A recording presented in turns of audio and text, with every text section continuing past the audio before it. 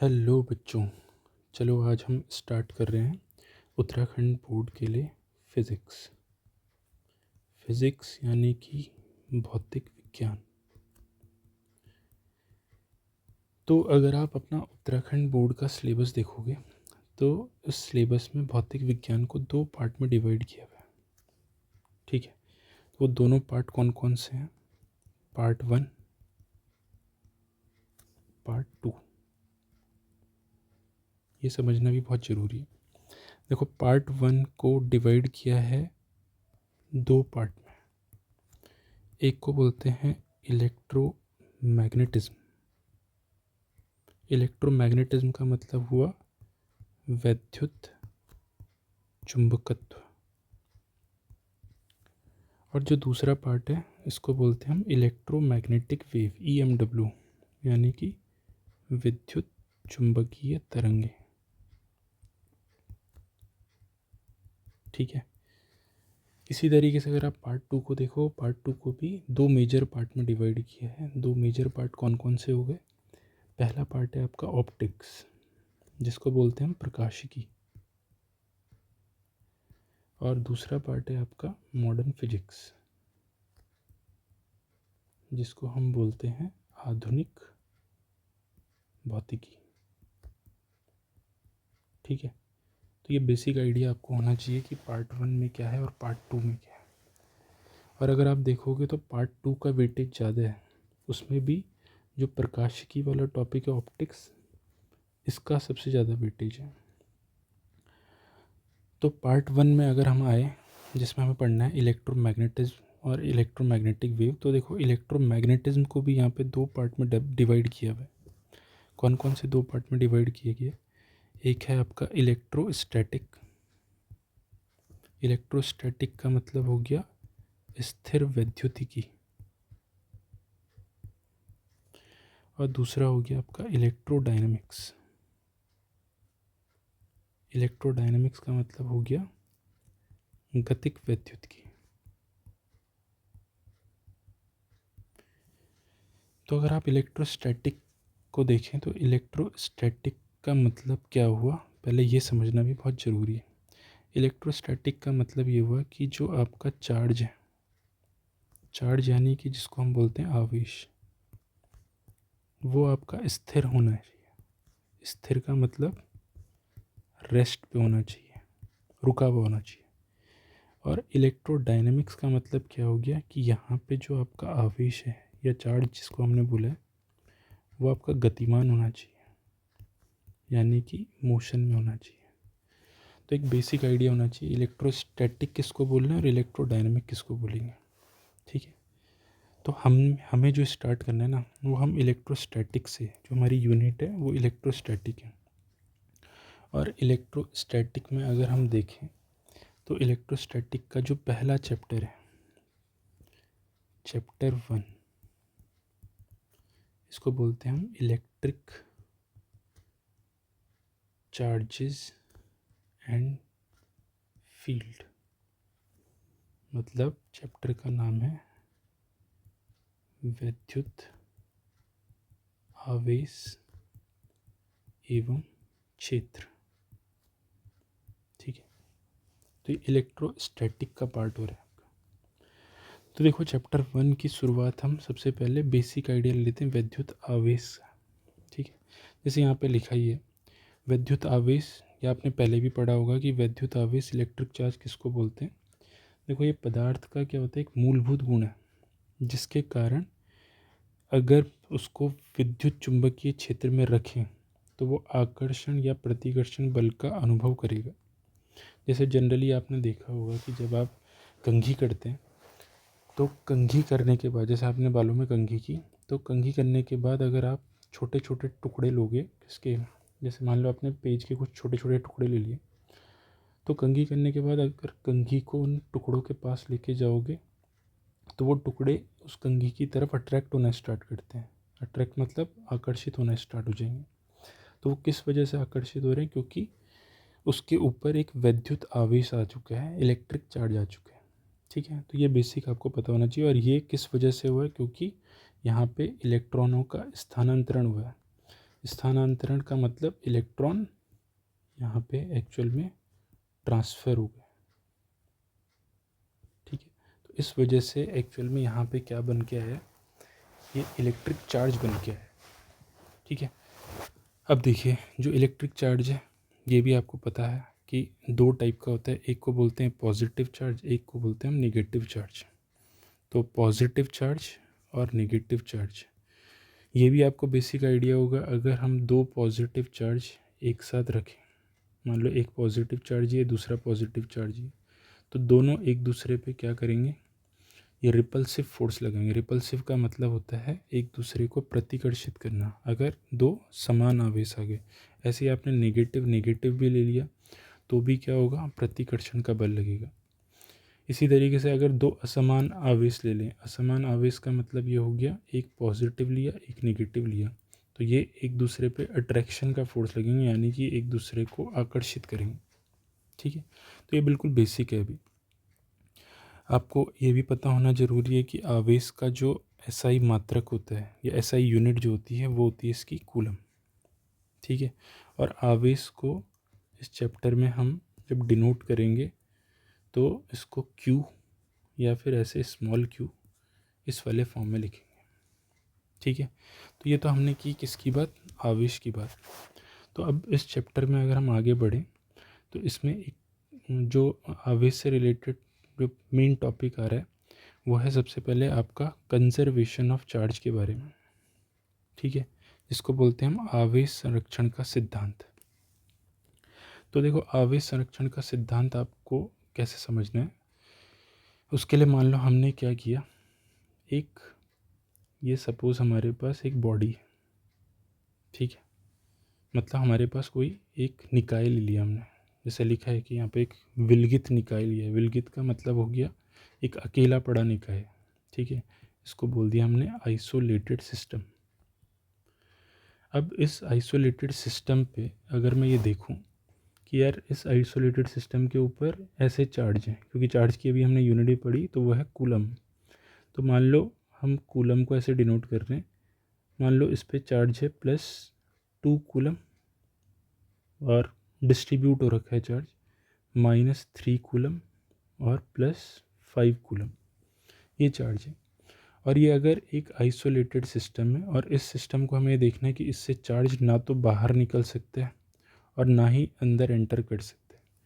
तो अगर ऐसे सिस्टम में हम क्या करें, इस आइसोलेटेड सिस्टम को अगर मैं यहाँ पे क्या करूँ, मतलब मूव भी कर दूँ, इसको इधर से उधर हम हिला डुला के देखें, तब भी क्या होगा, मान लो ऐसा करने के बाद हमारे पास इस आइसोलेटेड सिस्टम में जो चार्ज है वो किसी दूसरे तरीके से डिस्ट्रीब्यूट हो गया। मान लो ये आ गया +1 कूलम, दूसरा जो चार्ज आ गया मान लो वो आ गया +2 कूलम, और एक तीसरा चार्ज आया सपोज़ हमारे पास -3 कूलम, और एक और चार्ज मैंने ले लिया यहाँ पे, सपोज़ वो आ गया x कूलम, ठीक है। तो आवेश संरक्षण का सिद्धांत हमें ये बोल रहा है कि जो भी आइसोलेटेड सिस्टम होगा उस पे जो कुल वैद्युत आवेश है या जिसको हम बोल रहे हैं जो इलेक्ट्रिक चार्ज है वो हमेशा कैसा रहेगा, कांस्टेंट। तो कांस्टेंट रहने का मतलब क्या हो गया, आवेश हमेशा स्थिर रहने वाला है। अब देखो स्थिर रहने का मतलब ये हो गया, पहले इसके पास जितना चार्ज था क्या बाद में भी उतना ही चार्ज होना चाहिए, क्योंकि ये एक आइसोलेटेड सिस्टम है, चार्ज ना तो बाहर जा सकता है ना अंदर एंटर कर सकते हैं। तो जितना चार्ज यहाँ पे था इसको मैं बोल रहा हूँ ये इसकी इनिशियल कंडीशन है और ये इसकी फाइनल कंडीशन आ गई। तो इनिशियल जो चार्ज होगा या पहले जो चार्ज था, क्या फाइनल चार्ज भी उतना ही होना चाहिए, बिल्कुल होना चाहिए। तो इसके लिए इनिशियल अगर मैं चार्ज देखूँ तो +2 -3 और +5 ये बराबर होना चाहिए +1 +2 -3, और हमने एक x चार्ज लिया। तो ये x चार्ज है, इसका हमें पता लगाना है, सपोज़ कि ये x कितना होगा। तो दोनों कंडीशन में जो हमारे पास चार्ज की वैल्यू है वो सेम होनी चाहिए। तो दो ये हो गया 5 2 7, 7 में से 3 गया, ये आ जाए 4, ये हो गया 2 में से 3 गया माइनस का 1 और ये वाली वैल्यू कैंसिल हो गई, तो x की वैल्यू कितनी आ गई 4। इसका मतलब जब फाइनल कंडीशन में मैं x की वैल्यू को 4 कूलम रखूँगा तब जाके मैं ये बोल सकता हूँ कि पहले और बाद में दोनों कंडीशन में जो चार्ज है वो कैसा रह गया, वो स्थिर रह गया। और इसी को हम क्या बोलते हैं, इसी को बोलते हैं आवेश संरक्षण का सिद्धांत। यानी कि चार्ज आपका कंजर्व्ड है, संरक्षित है, वो कहीं नहीं गया, वो वहीं का वहीं बना रहेगा। ठीक है, तो अगर आपके एग्ज़ाम में ये परिभाषा लिखने को आ जाए, डेफिनेशन लिखने को आए, तो आप ये डेफिनेशन लिख सकते हैं। ठीक है, फिर नेक्स्ट टॉपिक पे बढ़ते हैं। नेक्स्ट टॉपिक आएगा आपके पास जिसको बोलते हैं हम वैद्युत आवेश का क्वांटीकरण। तो वैद्युत आवेश का क्वांटीकरण यानी कि इसको बोलते हैं क्वांटाइजेशन ऑफ चार्ज। तो देखो क्वांटाइजेशन का मतलब क्या होता है ये समझना पहले ज़रूरी है। इसमें ये टर्म आ रहा है, इसको बोलेंगे हम क्वांटाइज्ड। क्वांटाइज का मतलब ये होता है कि कोई भी वस्तु कैसी होनी चाहिए, अपने पास निश्चित मात्रा में होनी चाहिए। निश्चित मात्रा को इस तरीके से समझो आप, जैसे आप मान लो किसी दुकान में गए, तो आपने दुकानदार को बोला भाई मेरे को एक पेन चाहिए। तो देखो आप पेन लेने गए तो आप यही तो बोलोगे मेरे को एक पेन चाहिए, एक उसकी निश्चित मात्रा है, या 2 पेन। कभी ये नहीं बोलोगे कि मेरे को आधा पेन दे दो, 2.5 पेन दे दो, ये नहीं। तो क्वांटाइजेशन ऑफ चार्ज का मीनिंग यहाँ पे क्या है कि जो आपका चार्ज होगा वो हमेशा कैसा होगा, वो होगा निश्चित मात्रा में, या आपका जो आवेश है वो हमेशा निश्चित मात्रा में होगा। और निश्चित मात्रा डिसाइड करने के लिए हम क्या मानते हैं कि जो फंडामेंटल चार्ज है, फंडामेंटल चार्ज यानी कि जिसको बोलते हैं मूलभूत चार्ज, मूलभूत आवेश। मूलभूत आवेश हमने माना है इलेक्ट्रॉन पे आवेश को, इलेक्ट्रॉन पर आवेश। जैसे पता होगा आपको, इलेक्ट्रॉन पे बताइए आवेश कितना होगा, ये होता है -1.6 इंटू 10⁻⁻19 कूलम। तो इलेक्ट्रॉन जो है एक्चुअल में ये हमारे पास ये मूलभूत चार्ज है, इसको बोलते हैं फंडामेंटल चार्ज। तो कभी भी आपको ये देखना है कि हमारे पास जो चार्ज होगा वो चार्ज जो होना चाहिए वो हमेशा क्या होना चाहिए, वो होना चाहिए integral multiple of electron, charge on electron. मतलब जो आपके पास चार्ज है या आवेश है वो हमेशा इलेक्ट्रॉन के गुणज में तो होगा, लेकिन ये जो n की वैल्यू हम कंसीडर करेंगे ये कोई पूर्णांक होना चाहिए। पूर्णांक यानी कि इंटीजर। जब मैं वैल्यू रखूँगा, जैसे मैंने लिखा 1e, तो n की वैल्यू मैंने 1 रख दी, तो n की वैल्यू 1 2 3 4 5 सो ऑन, कुछ भी रख सकते हो आप। इसी वैल्यू को आप पॉजिटिव नेगेटिव में रख सकते हो, नेगेटिव, -2, -3, क्योंकि पूर्णांक है।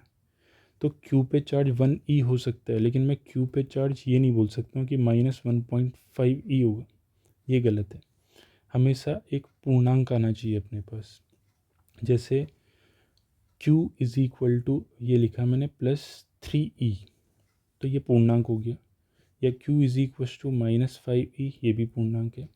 तो ये चार्जेस सही है।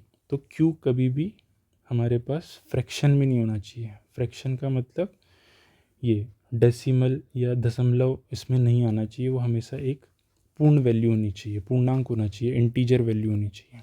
ठीक है, तो इसी को हम बोलते हैं आवेश का क्वांटीकरण। जैसे यहाँ पे लिखा है परिभाषा, आप अगर पढ़ें, किसी भी वस्तु पर कुल आवेश जो होगा वो एक इलेक्ट्रॉन के मूल आवेश का एक निश्चित पूर्णांक गुणज होता है। इसका मतलब जो चार्ज होगा वो हमेशा पूर्णांक वैल्यू में होगा, लेकिन पूर्णांक वैल्यू किसके मल्टीपल में होना चाहिए, किसके मल्टीप्लाई में होना चाहिए, जो चार्ज होता है इलेक्ट्रॉन पे उसके मल्टीपल में होना चाहिए। ठीक है, जैसे मान लो मैं इसी से रिलेटेड आपसे एक क्वेश्चन पूछूं, एक क्वेश्चन है, क्या हम किसी पदार्थ को मान लीजिए हमने ये लिखा 80 इंटू 10 की पावर -18 कूलम्ब आवेश दे सकते हैं। ये हमारे पास क्वेश्चन है कि क्या हम किसी पदार्थ को इतना आवेश दे सकते हैं या नहीं दे सकते। तो देखो, अगर हमें ये पता लगाना है कि हम इतना आवेश दे पाएंगे या नहीं दे पाएंगे, इसका मतलब हमें n की वैल्यू फाइंड करनी होगी कि n की वैल्यू पूर्णांक आई है या नहीं आई है। अगर देखो वैल्यू पूर्णांक आ गई, इसका मतलब हम इतना चार्ज दे सकते हैं या इतना आवेश दे सकते हैं।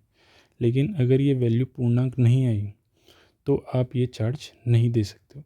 तो अगर हम इसको सॉल्व करके देखें, जो हमारे पास फॉर्मूला है, तो Q इज़ इक्वल टू, हमारे पास फॉर्मूला है प्लस माइनस NE। पॉजिटिव भी हो सकती है, नेगेटिव भी हो सकती है वैल्यू।